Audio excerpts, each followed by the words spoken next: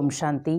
आज हम अपने कर्मों को बहुत सुचारू रूप से देख भी रहे हैं और कर भी रहे हैं, लेकिन क्या हमने कभी सोचा है कि हर कर्म का जवाब हमें किसी न किसी रूप में मिलता ज़रूर है। आज जिस प्रकार एक बच्चा जन्म लेता है, तो उसी प्रकार एक बुजुर्ग शरीर छोड़ता है। लेकिन आज अगर हम देखें, आज जन्म और मृत्यु ये भी एक गहरा राज हो गया है, गहरा रहस्य बन गया है। हमें यही नहीं पता चलता कि जन्म के बाद हमारी मृत्यु कब है। कई लोग डरते हैं कि मैं कब शरीर छोड़ दूं, मुझे नहीं पता। कोई बीमारी आ जाती है, हमें सबसे पहले संकल्प यही क्लिक होता है, पता नहीं मैं कितने समय तक जीऊंगा, पता नहीं क्या होगा, या पता नहीं मेरे जीवन का क्या होगा, या मेरे पीछे मेरे परिवार का क्या होगा।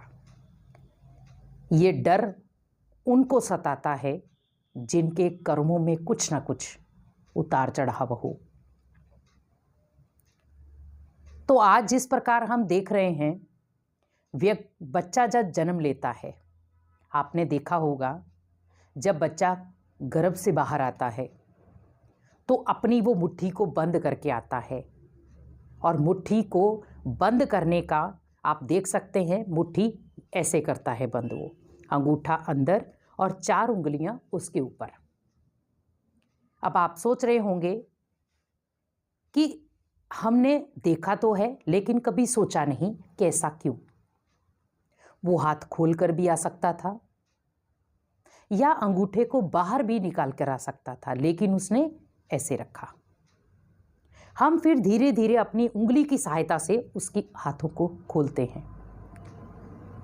अब इसमें भी एक रहस्य है कि जब बच्चा मुट्ठी बंद करके आता है तो वो अपने कार्मिक का अकाउंट सब लेकर आता है। हमने जब उस बच्चे ने जन्म लिया, उसे नहीं पता मेरे माता पिता कौन हैं, उसे नहीं पता मेरे दादा दादी कौन हैं, उसे नहीं पता कि मैं किस धर्म में बिलोंग कर रहा हूँ या किस जाति का हूँ। बच्चे ने जन्म लिया, हमने साथ में ही उसको बहुत सारे टैग दे दिए। ये इसके माता पिता, ये इसके भाई बहन, ये इसके चाचा चाची, ये इसके ताया जी, तो मीन्स हमने सारे टैग दिए उसको।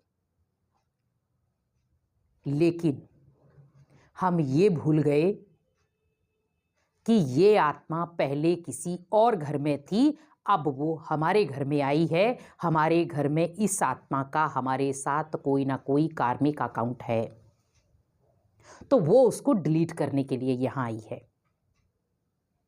संबंध बन गए। हम उसे बार बार, बच्चा भी धीरे धीरे अपनी मुट्ठी को खोलना शुरू हो जाता है, क्योंकि जिन कर्मों के कारण वो इस घर में आया है, वो धीरे धीरे कर्म चालू हो गए। बच्चा सोए सोए रोना शुरू हो गया, सोए सोए हंसना शुरू हो गया, क्योंकि 5 साल तक वो बच्चा अपनी बैक मेमोरी में जीता है।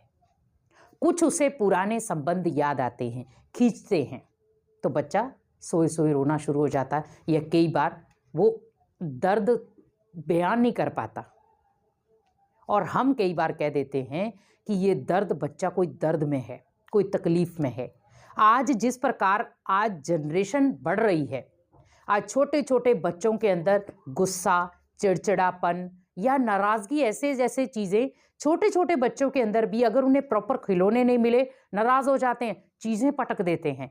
और माता पिता को समझ में भी नहीं आता कि हमारे घर में तो ऐसे संस्कार किसी के भी नहीं है, ये कहाँ से संस्कार लाया, हमने तो इसको ये संस्कार दिए भी नहीं है।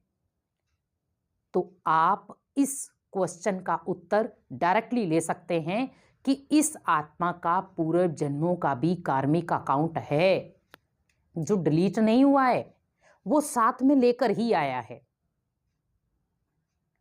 अब जैसे बच्चे ने जन्म लिया, 2 महीने, 4 महीने, 10 महीने, 22 साल, 40 साल या 60 साल तक वो बच्चा धीरे धीरे धीरे धीरे बढ़ता गया उम्र की तरफ। और एक दिन वो पड़ाव आया जब वो खुद से लाचार हो गया। शरीर के कोई भी अंग काम नहीं कर रहे, वो दूसरे के ऊपर डिपेंड हो गया। जिस समय वो बच्चा था तब भी वो दूसरे पर डिपेंड था, लेकिन जब वो बुजुर्ग बना तब भी वो दूसरों पर डिपेंड है। आप दोनों चीजों को देखें तो हम कहते हैं बच्चा बूढ़ा एक समान, तो वो संस्कारों में नहीं है। वो तब कहा जाता है कि बच्चे को भी उस समय सपोर्ट की जरूरत थी, इस समय बुजुर्गों को भी सपोर्ट की जरूरत है। लेकिन जब बच्चा था तो बहुत सारे लोग उसको पकड़ने के लिए तरसते थे, उसकी उंगली पकड़ते थे, उसको गोदी में खिलाते थे। लेकिन आज जब वो बुजुर्ग बन गया तो हम उसकी उंगली तो क्या हाथ भी पकड़ना नहीं चाहते। हम कहते हैं जो जैसा है उसको वैसे ही रहने दो। क्यों? आखिर ये मानसिकता क्यों बदली? उसका कारण था संस्कारों में उतार चढ़ाव, कि जब वो नया फूल था तो आपको खुशबू दे रहा था, आपको अच्छा लग रहा था। वही जब फूल थोड़ा सा मुरझा गया तो आप उसको फेंकने की कोशिश कर रहे हैं। व्यक्ति वही था, लेकिन आपकी नेचर बदल गई।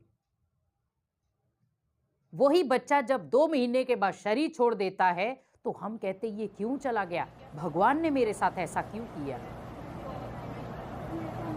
तो आप हमेशा एक चीज याद रखें कि हमारे पूर्व जन्मों के कर्मों का हिसाब किताब इस ऐसी चीजों के साथ ही आता है, जिनको हम या तो सॉल्व कर पाते हैं या उनसे पीछे हट जाते हैं। दो ही चीजें हो सकती हैं।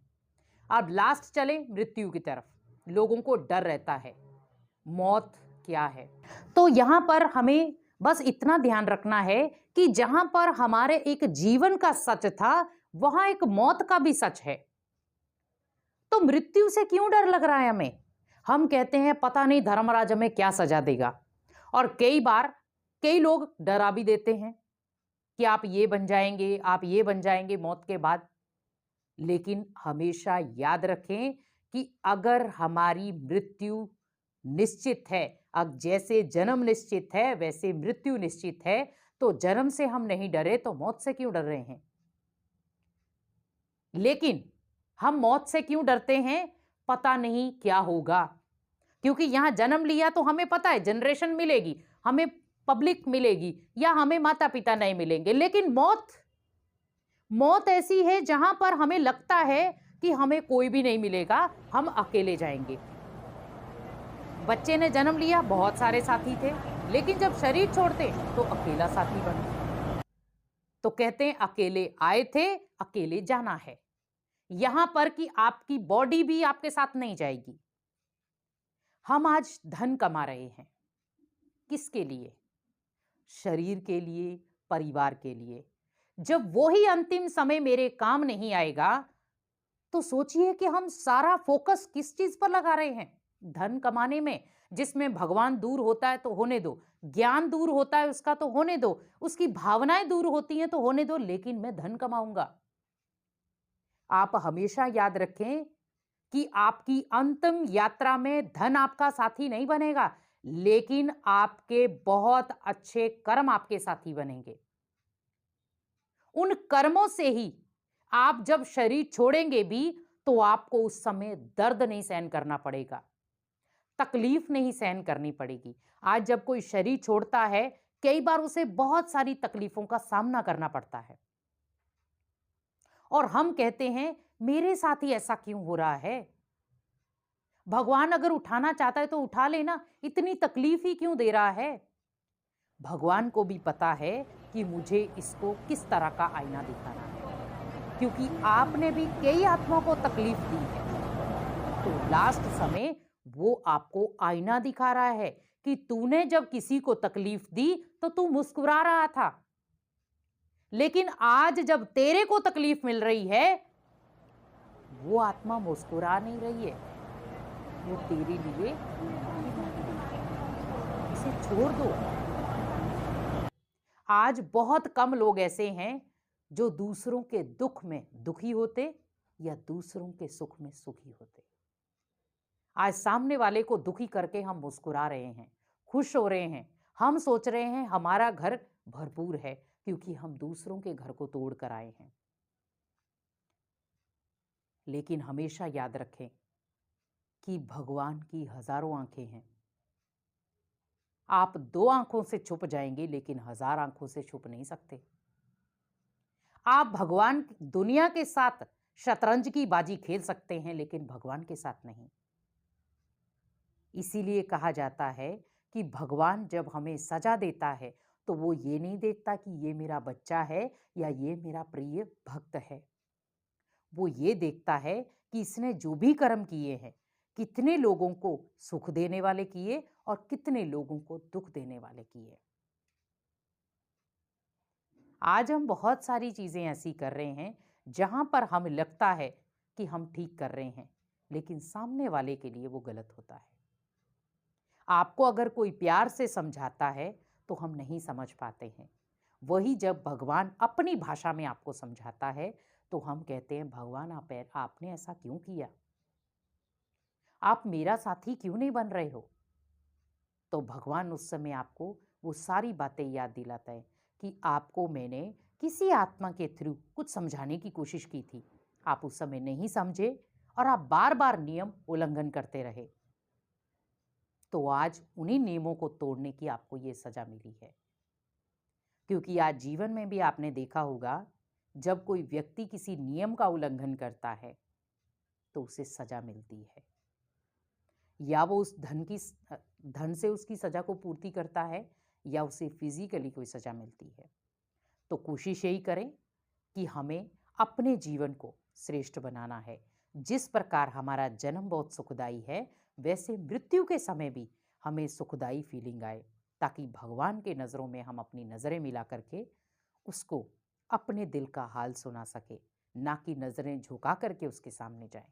इसीलिए ऐसे कर्म करें जो आपका जन्म भी अच्छा हो और आपकी मृत्यु भी।